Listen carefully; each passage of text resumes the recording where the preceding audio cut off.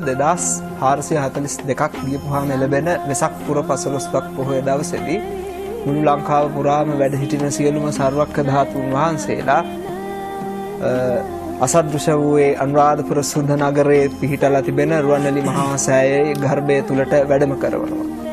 වැඩම කරපුවාම එතෙක් දැල්වෙමින් පැවති පහන් නිවිල යනවා, සුවඳ මල් පර වෙලා යනවා, සුවඳ දුම් වෙනසිලා යනවා. ඒ අවස්ථාවේ සියලුම සර්වක්ඛ ධාතුන් වහන්සේලා අහසට පැන නැගලා එක නූලක මුණුපු මුතුවට පේලියක් වගේ නාගදීප රාජායතන චෛත්‍ය ස්ථානයට වැඩම කරනවා. වැඩම කරපුවාම එතෙක් කල චූලෝදර මහෝදර ඒ නාරජවරු බුදුරජාණන් වහන්සේට පූජා කරපු ඒ මණික් පුටුව පොළවයට වැඩ හිටිනවා. ඒ මණික් පුටුව අහසට පැන නැගුණාම මේ මණික් පුටුව මත සියලු සර්වක්ඛ ධාතුන් වහන්සේලා තැන්පත් වෙනවා.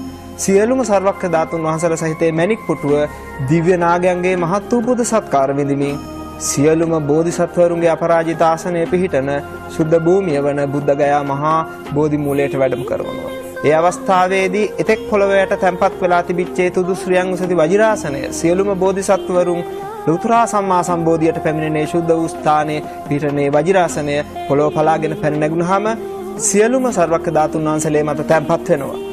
බුද්ධ ශරීරය නිර්මාණය වෙනවා. බුද්ධ ශරීරය නිර්මාණය වෙලා බුදු සිරුරෙන් භවාග්‍රේ දක්වා බුද්ධ රශ්මිය විහිදෙනවා. මේ අවස්ථාව කිසිම මිනිසෙක් දකින්නේ නැහැ. මොකද ওই කාලේ වෙනකොට කිසිම බෞද්ධයෙක් ලෝකේ නැහැ.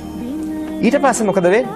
සියලුම දෙවියොත් බ්‍රහ්මයොත් බුදුරජාණන් වහන්සේට අවසාන වතාවට පුද සත්කාර කරන්න බෝධි මූලයට පැමිණෙනවා. බුදුන් පුදනවා.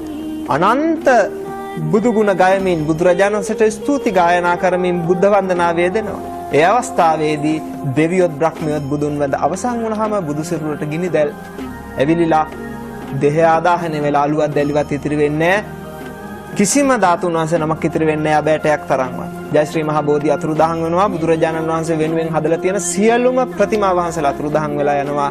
බුද්ධ ශූන්‍ය කාලයක් එනවා. බුද්ධ කියන ශුද්ධ වචනේ පවා අහන්න නොලැබෙන කාලයක් එනවා. තව වසර 2442ක් පමණ ගත වුණාම ලැබෙන වෙසක් පොය දවසේ මේ සිද්ධිය සිද්ධ වෙන්නේ. එතකොට බෞද්ධයෝ නෑ.